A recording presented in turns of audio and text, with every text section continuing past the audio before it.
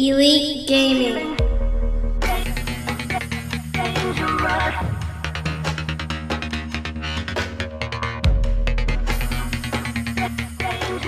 What's up guys, it's Andrew at Elite Gaming HQ, and I have some pretty interesting information for you. Some Ryzen 5 1400 benchmarks have leaked. A YouTuber by the name of Santiago was able to purchase Ryzen early and do a couple benchmarks. And it's pretty interesting stuff, because essentially, it's an overclocked 1400, which is a $169 processor, compared to a 7400, which is Intel's i5 Kaby Lake, which is a $200 processor, 15% markup. And not only do they go blow for blow, which is pretty interesting, from initially just looking at the numbers, it looks as if the Ryzen processor is not optimized and not being fully utilized, which this isn't new. Everybody knows that. Since they've come out, they have made changes and they have increased performance in the Ryzen R7. So there's no reason to think that the Ryzen 5 would not have the same upgrades over time. AMD is actually known for this. You can just Google AMD fine wine, and AMD are known to get better over time. But checking out these numbers, this makes me even more interested to do my test. My test being the R5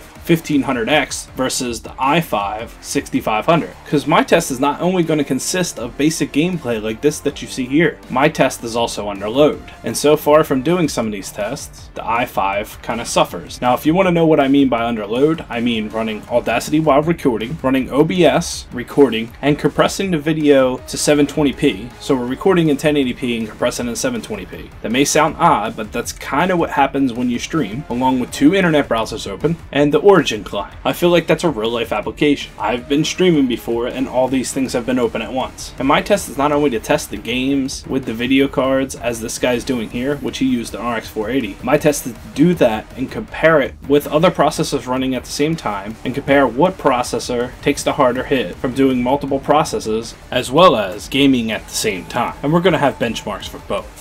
So as I said, checking out Santiago's footage really just makes me more interested in running the benchmarks myself. So I can't wait to bring them to you. You'll start to see them videos next week, and I'll probably put up some benchmarks of the i5 this weekend. So if you're interested, check out this guy, Santiago. See if you think that his tests are good, or if you can find a flaw in his logic. But I think it's good, but I just feel that there's a couple other things that I would like to do myself to get a little more in-depth test. Well, that's what I got for you today, guys. Hope you enjoyed. Subscribe if you're new. Thumbs up if you liked the video. I'll catch you guys on tomorrow's video. I'm Andrew, and this is Elite Gaming HQ. Thanks for watching, guys.